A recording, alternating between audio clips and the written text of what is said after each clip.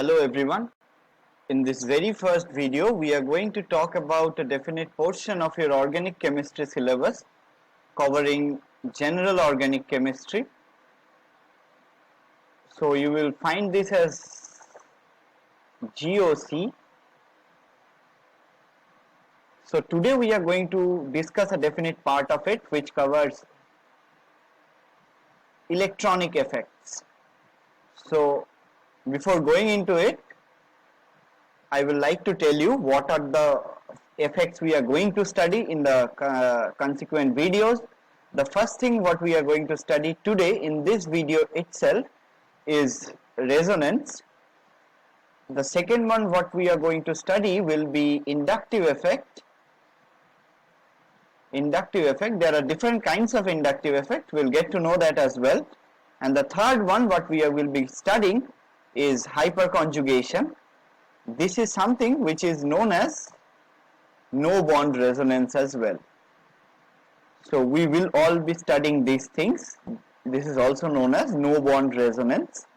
We will be getting into details of all of it. But as of now, today, what we will be focusing on, why are these called electronic effects, what are electronic effects, and preliminarily we will be focusing ourselves on resonance in this video itself. It will take 2-3 more videos to cover the entire concept of resonance, but we are going to start today itself. So before getting into details of it, let us understand a few things. We all know very well that all systems, as in all elements or all compounds, are made up of molecules, and molecules in turn are made up of atoms. If you know the basic atomic structure, which I think you know from your class 10 knowledge, it says that the nucleus is inside with the protons and neutrons, and the electrons move about in the outermost shells. We will be knowing the details of it once when we go to the atomic structure thing, but as of now, your class 10 knowledge is sufficient for understanding this, which says that the protons and the neutrons are present in this core of the atom, and the electrons revolve around in certain specified orbits around the nucleus. So it is pretty understandable that the protons and neutrons which are present inside the nucleus are quite tightly bound. They cannot be moved easily, or they are not that mobile. On the other hand, the electrons which revolve around the nucleus in certain specified orbits are loosely bound. So it's very easy to move the electrons from one point to another as compared to the protons and the neutrons, which are restricted in a very closed environment in the nucleus itself. So the movement of electrons is something which is very important, and this movement of electrons is what we are going to study. One more thing I need to discuss at this point of time is, it's actually the electrons that determines all the physical and fundamental properties of a system, such as the melting point, boiling point, refractive index, or whatever other physical properties you see are primarily because of the electrons, because the electrons can move about freely and the protons and the neutrons are quite restricted. So it's the electrons which actually determine the nature of the molecule itself. So one example in this aspect is, you know very well, systems like platinum, gold, silver, gold, all these things are very stable. So these are stable. Why these are stable? These are stable because their electronic configuration, we will know this thing, the electronic configuration, that is the configuration of the electrons in the system, does not permit it to be quite reactive. That is, they can stay over a longer duration of time, and that's what makes them very costly. Because you buy silver today, it's going to be the exact same composition after 10 years as well, which is not going to be the case with iron. So that's why iron is cheap and silver and gold or platinum, as a matter of fact, is costly. It's because of their electronic configuration. The electrons, what I am trying to focus on is the electrons. The electrons are the things which actually determine all the properties of the molecule itself, its reactivity. we will be focusing on its reactivity, its or stability. So you can understand, once a system is very reactive, it is bound to be less stable or unstable. Okay, and the vice versa is also true. If a system is very unreactive, as in the case of gold or silver or platinum, if the system is very unreactive like gold or silver, so these are very stable systems and these are unreactive systems. So what we have learned till now is the electronic configuration is the thing which determines the physical properties of a system, its stability, its reactivity, and all other things as a matter of fact. So a system which is more stable is going to be unreactive, a system which is going to be less stable is going to be reactive, and this stability and instability is finally determined by the nature of the electrons residing in the system itself. So today what we are going to study are the effects which arises because of the movement of electrons. I said the electrons can move about in the system. These movement of electrons in a system can result in a number of effects.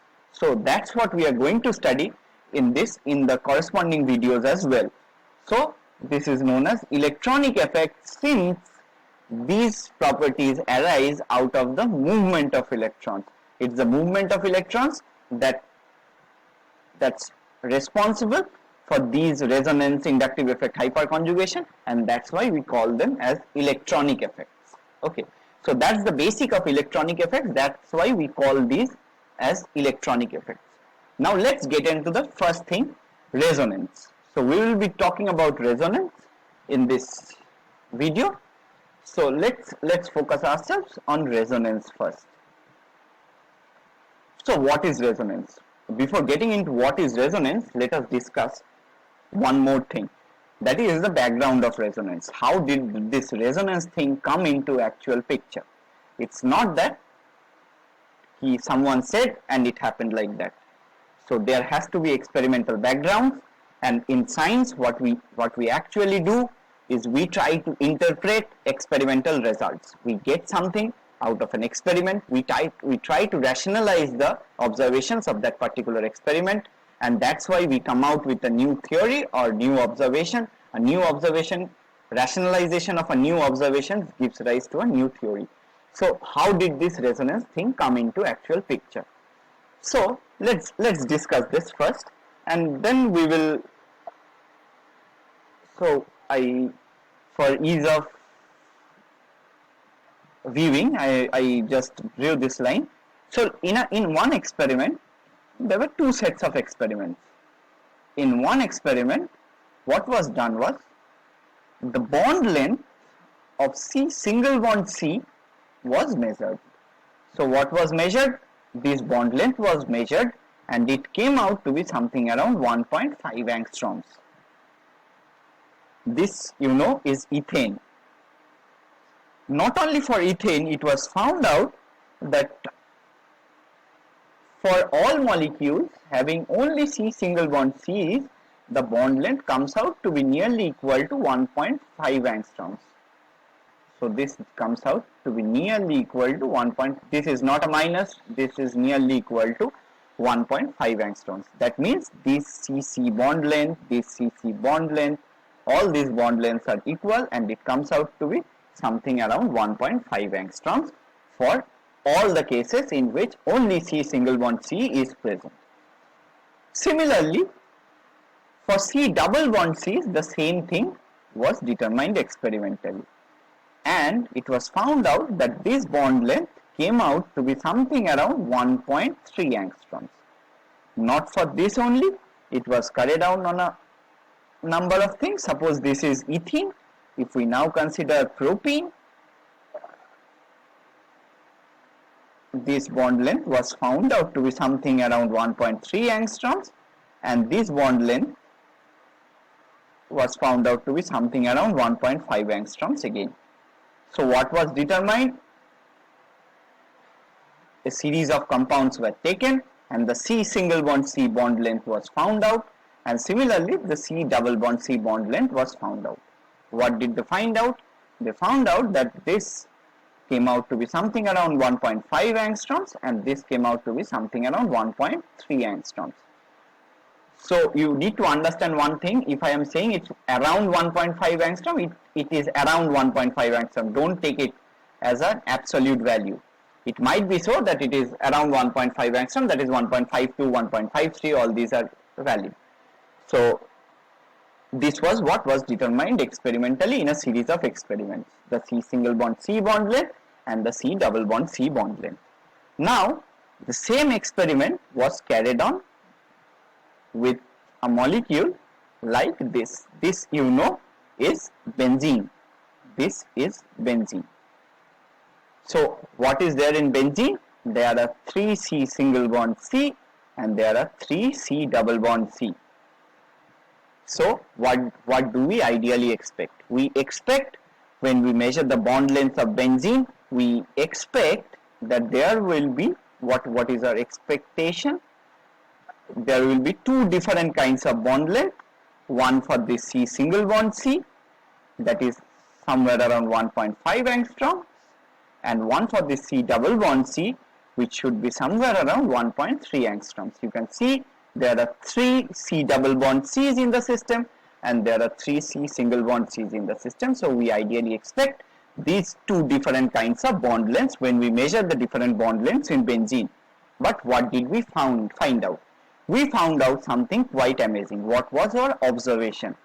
Observation was all the bond lengths were found out to be equal. That is, the C double bond C bond length, all these bond lengths, suppose if I represent this as CA, this as CB, this as CC, and so on, CD, CE, and CF, then what we found out was that the CA-CB bond length becomes equal to the CB-CC bond length, which in turn is equal to the CC-CD bond length, and so on.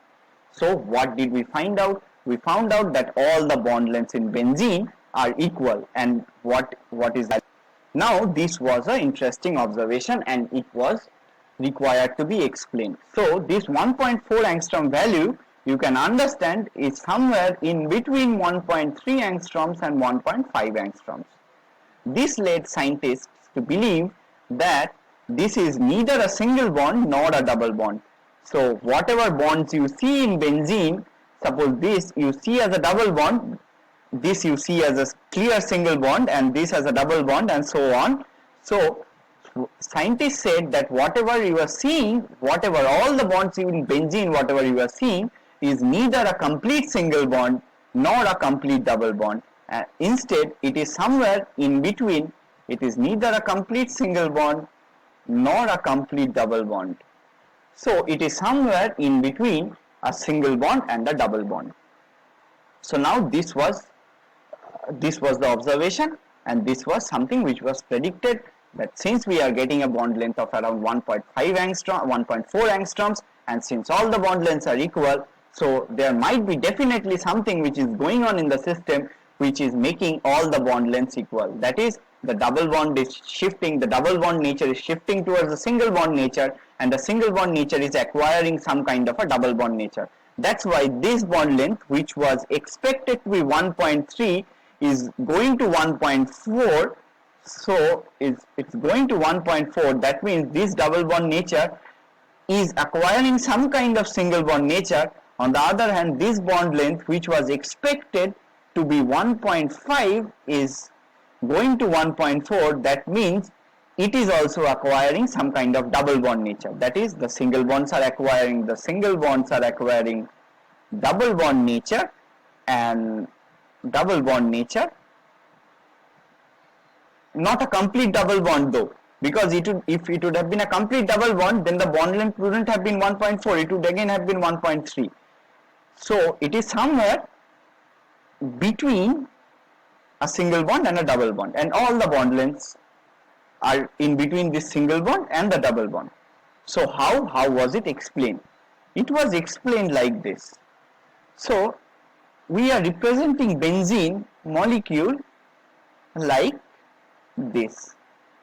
So in a double bond, you know if it is a double bond, then one bond is a sigma bond and another one is a pi bond.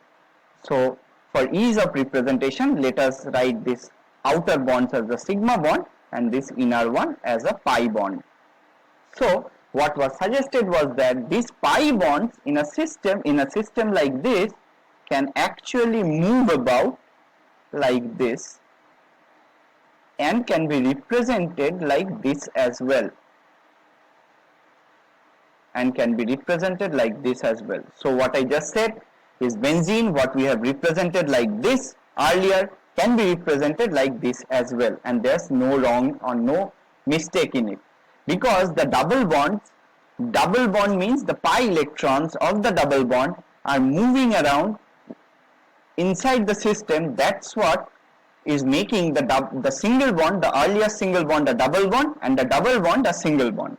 So that's why, since a benzene, what we see is an average of these two structures, we represent benzene like this. In books and in other places as well, we will see benzene being represented like this or like this.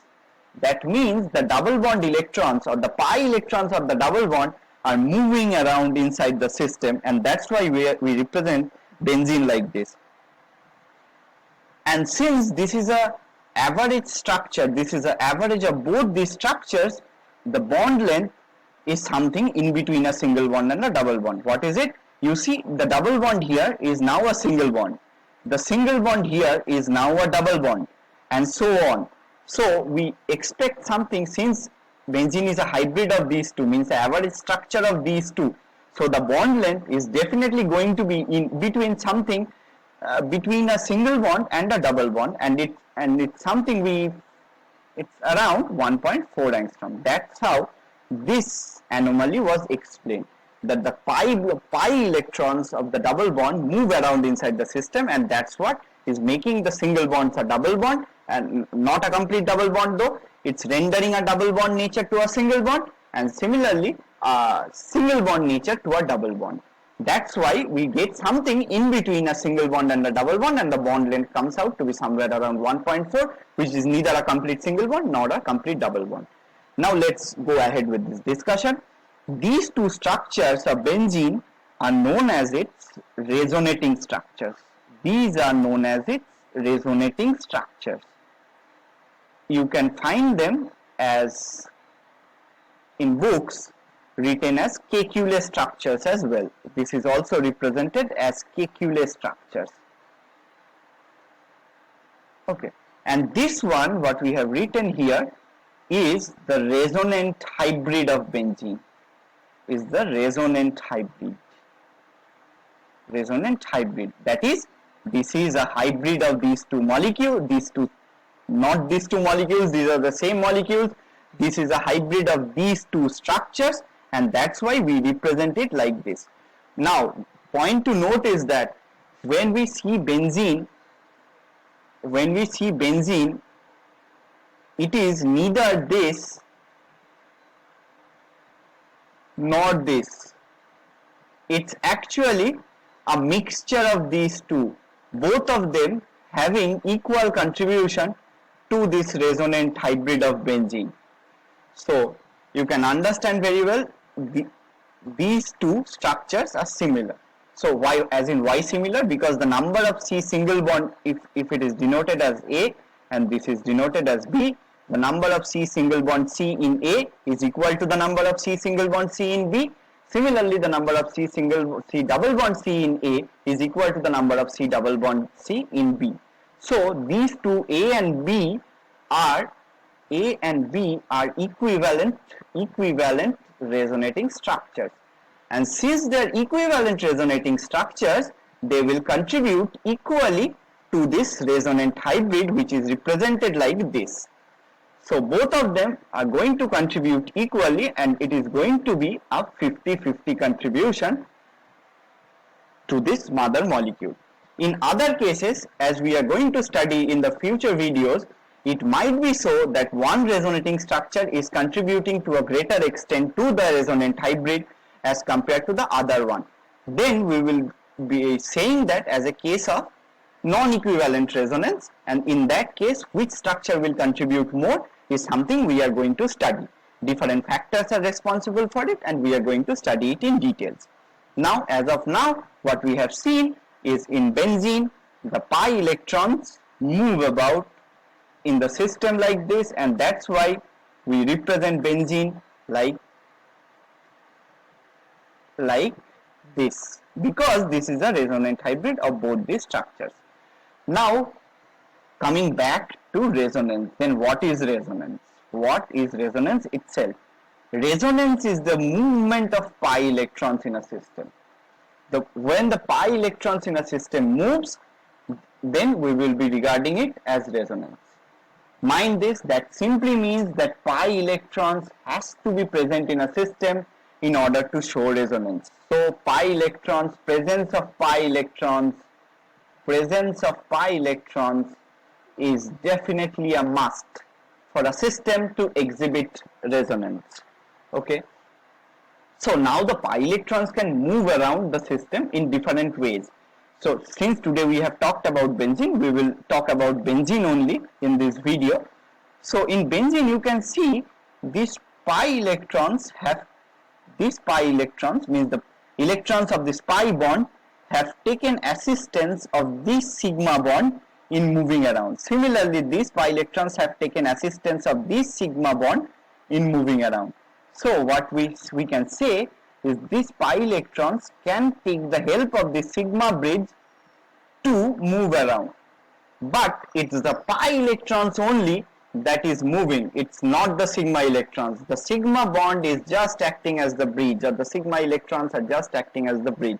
So if suppose you are crossing a river using a bridge, that simply means that the bridge is not changing the position. You are changing your position. You are just taking assistance from the bridge.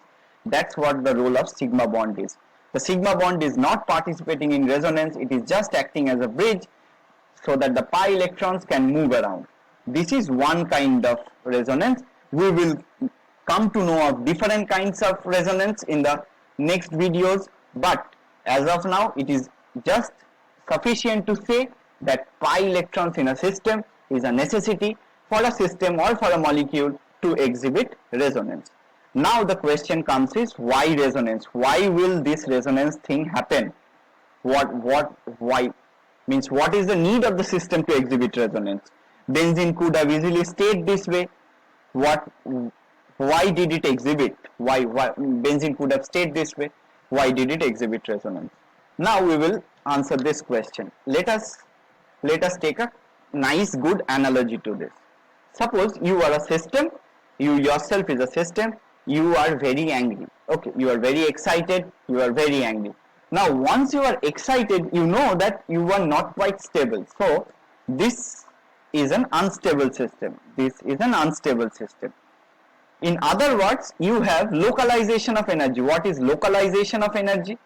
Localization of energy means that your entire thing is concentrated in your head. That means you are very angry, you are now quite charged up. So this is not a very happy state of mind. So you need to disperse your energy. So in other words, your energy is very high. So a high energy system is an unstable system, mind it. A high energy system is always an unstable system. You need to reduce your energy in order to make yourself calm, in order to be peaceful, and that's what you actually want. Same is the case with molecules as well. You consider yourself as a molecule as of now. So once you are unstable, you have localization of charge, that your entire charge is now localized. You need to delocalize the charge in order to reduce the energy and become stable. So how can you do this? So you need to reduce it finally in order to gain stability. So how will you do it? Suppose if you now shout at your parents, okay, you now shout at your parents, your siblings. If you are now shouting at them, you now understand you are actually dispersing your energy within people around you. And since now you are dispersing your energy, you can see that after shouting, you feel that, okay, I am now a little bit calm and I am now a little bit peaceful. So that's what you actually want. When you shout at others, you are actually delocalizing the energy. When you are shouting, you are delocalizing the energy among the people around you. That is delocalization of charge. Delocalization of charge means reduction of energy, and that is what you actually want, so that you can reach a peaceful state of mind. So now once you are done with shouting, now you can see you are peaceful, and this is what is a stable system. This is what is a stable system, and this is what you want, and this is what the molecules want as well. The molecules doesn't want to be unstable, they want stability. So how can they attain stability? If they can disperse their charge, or if they can delocalize their charge, then they can attain stability. Because you see, you have delocalized your charge by shouting at others, you have become more stable.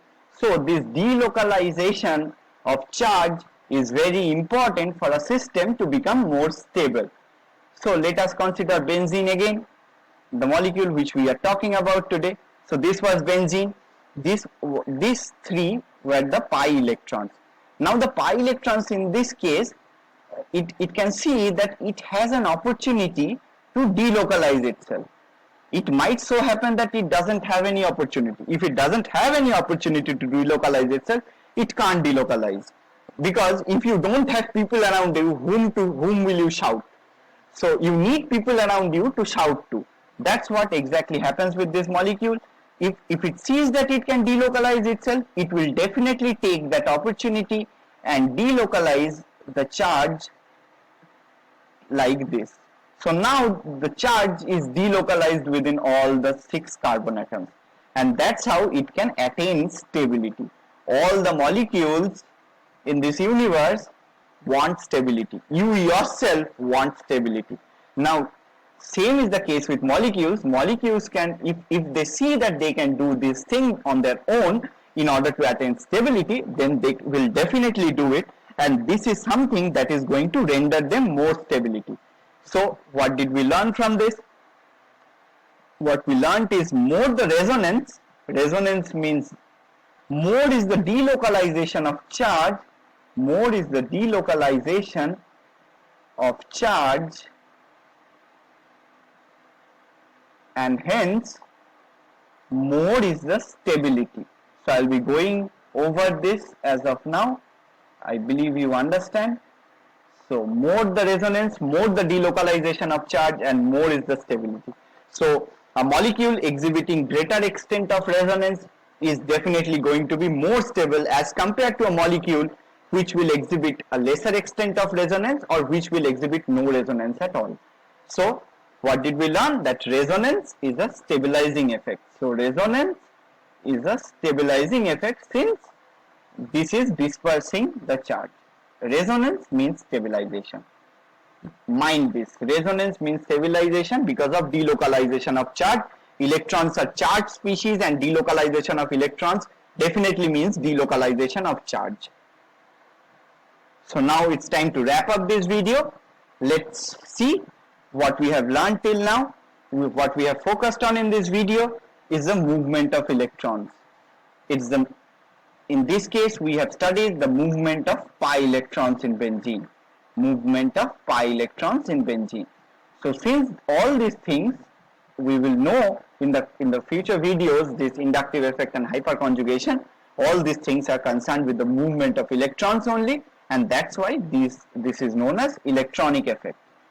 Now resonance is delocalization of pi electron. Mind this, I have said it a number of times, that pi electrons needs to be present in a system in order to exhibit resonance. If there are no pi electrons, there will not be any kind of resonance. This delocalization of pi electron can happen in different ways. What we have learned today is delocalization of pi electrons via a sigma bond. This is resonance. There are other ways by which resonance can happen as well. Once there is delocalization of pi electrons, we call this as resonance. It can take help from a different bridge as well, but it's finally the delocalization of pi electrons. Okay, so we will see other things as we go on. So in benzene, the third thing what we studied is in benzene all the bond lengths are equal. We knew that since it was coming out to be 1.4 experimentally, there's definitely something which is going on in the system. Now when we try to explain it, we said that the pi electron cloud is moving inside the system. That's why a double bond character is being rendered to a single bond, and a single bond character is being rendered to a double bond. That makes all the bond lengths equal.